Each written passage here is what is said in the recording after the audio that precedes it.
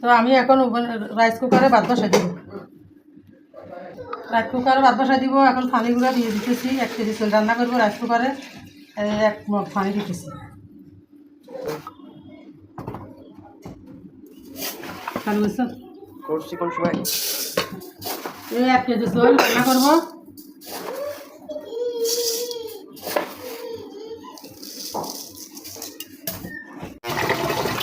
চালগুলা ধোয়া হয়ে গেছে। পানিগুলা রাইস কুকারের পানি গরম হয়ে গেছে। চালগুলো এখন দিয়ে দিতেছি।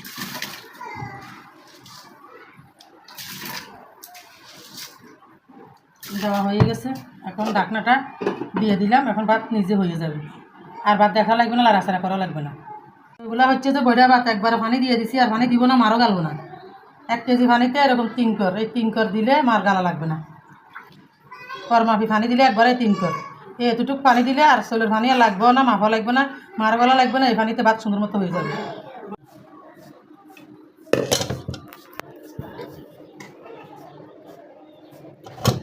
একদম সুন্দর দরজরা হয়েছে ভাতগুলা। আমার নতুন আপু ভাই এদেরগুলো বলতেছি, আপনারা প্রথম নতুন নতুন পেজ খুলি লাইক কমেন্ট কম করবেন। ভিডিও দেখবেন, দেখার পরে 5টা 10টা করে লাইক কমেন্ট করবেন। তাহলে আর বলক খাবেন না। বেশি বেশি কমেন্ট করতে যাবেন, বলক খাবেন।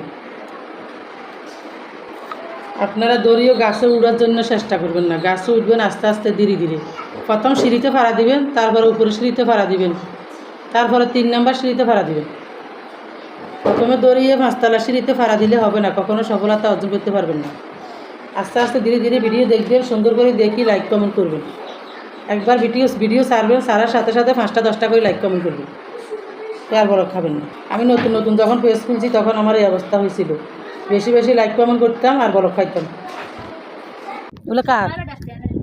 এগুলো কি আইসক্রিম বানাবো? এগুলো দিয়ে দুধগুলো দিয়ে 1 ড্যাগের ভিতরে কয়টা দুধ দেয়?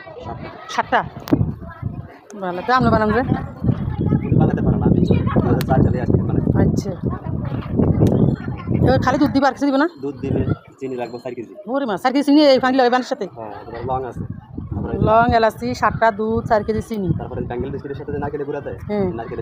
নারকেলের গুঁড়া দিয়ে এই 1 ডেকচি পানির সাথে 7টা দুধ, 4 কেজি চিনি, লং, এলাচি, নারকেল গুঁড়া সব কিছু দিয়ে আইসক্রিমের জন্য দুধ বানাইতেছে। এগুলা হচ্ছে যে চাকমাদের ব্যবহারের জিনিস। চাকমারা এগুলা ব্যবহার করে। দেখেন এখন আমরা চাকমা হয়ে গেছি। কি সুন্দর কলসের মতো। এটা কি কলস না ফুলের টব? ফুলের টব। ফুলের টব না রানি?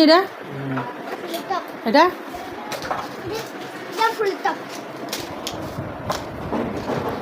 এগুলা দেখতে খুব সুন্দর লাগে। এগুলা ঘরে সাজা রাখলে খুব সুন্দর দেখাবে। ব্যাটের জিনিস, ব্যাট দিয়ে বানাই এগুলা।